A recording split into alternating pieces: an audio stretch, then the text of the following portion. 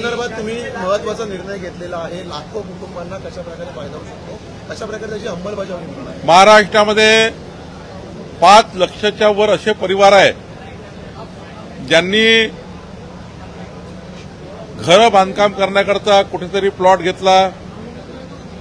खास करून नागरिक क्षेत्रामध्ये नगरपालिका असतील, महानगरपालिका असतील, नगरपालिकेच्या आजूबाजूचे क्षेत्र असेल, महानगरपालिकेच्या आजूबाजूचे क्षेत्र असेल, पीएमआरडी असेल, एनएमआरडी असेल, ज्या डेव्हलपमेंट अथॉरिटी आहे या ठिकाणी त्या भागामध्ये मोठ्या प्रमाणावर प्लॉटिंग झालं, काही अवैध प्लॉटिंग झालं।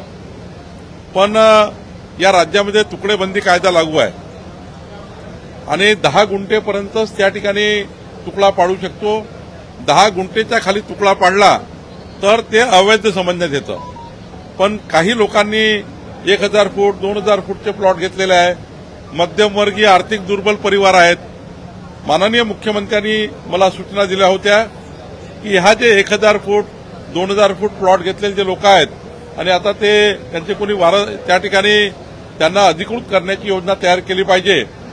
तर आता राज्याच्या विधानमंडळामध्ये आज मी त्या ठिकाणी सरकारतर्फे घोषणा केली आहे की 1 गुंठा 1000 स्क्वेअर फीट ज्यांचा तुकडा पडलेला आहे, प्लॉट आहे, ते प्लॉट रेग्युलराईज करण्याकरता, कायदेशीर करण्याकरता या नागरिक क्षेत्रामध्ये तुकडेबंदी कायदा निरस्त आम्ही करतो आहे।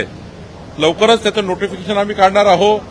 तुकडाबंदी कायद्यामध्ये सुधारणा आम्ही करणार आहोत आणि पुढच्या 15 दिवसामध्ये आमच्या एससीएस महसूल, एससीएस त्या ठिकाणी यूडी यांच्या समन्वयाने आमचे आयजीआर, जमाबंदी आयुक्त हे एक आम्ही या ठिकाणी समिती तयार करून तुकडेबंदी कायदा निरस्त झाल्यावरही उद्या दलालाचा सुडसुडाट होऊ नये, यामुळे दलाल त्या ठिकाणी मोठ्या प्रमाणात फायदा उचलतील आणि म्हणून सोप्या साध्या पद्धतीने हे 1000 फुटाचा घर किंवा प्लॉट हा कायदेशीर करण्याकरता आणि 1 जानेवारी 2025च्या पूर्वीचे सर्व जे तुकडे झाले आहे ते कायदेशीर करण्याचा निर्णय आज राज्यातल्या 5 लाख परिवाराकरता आम्ही घेतलेला आहे। आणि ह्या आतापर्यंतच्या मागच्या 10 वर्षांची मागणी होती, तुकडेबंदी कायदा निरस्त करा, 1000 फुटाच्या वरच्या भूखंडाला रेग्युलाईज करा, कायदेशीर करून द्या, त्यांची रजिस्ट्री होत नाही। आता मात्र सर्व बंधनं त्या ठिकाणी मुक्त करतो आहे।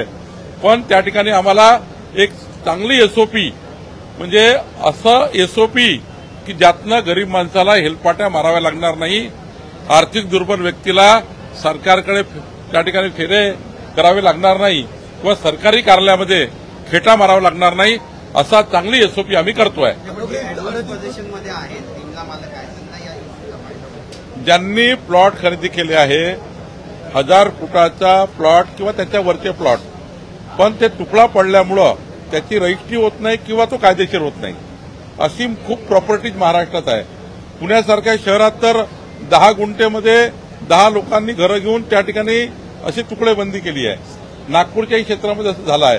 त्यामुळं मुंबईत पण आहे या ठिकाणी छोटे छोटे तुकडे झालेले आहेत, पण कायदा असल्यामुळं ते तुकड्याचे जे स्वामित्व आहे, सातबारा आहे, त्यांच्या 1000 फुटाचा सातबारा वेगळा होऊ शकत नाही। सर्वांना स्वामित्व मिळावं, त्यांचं सर्वांचे घरं कायदेशीर व्हावे, याकरता मागच्या 10 वर्षापासून ज्या निर्णयाची वाट महाराष्ट्र वाट बघतो आहे तो निर्णय आमच्या देवेंद्र फडणवीस सरकारने, आमच्या सरकारने केला आहे आणि आज तो विधिमंडळात मी जाहीर केला आहे। याचा फायदा महाराष्ट्राच्या 5 लाख परिवाराला होणार आहे।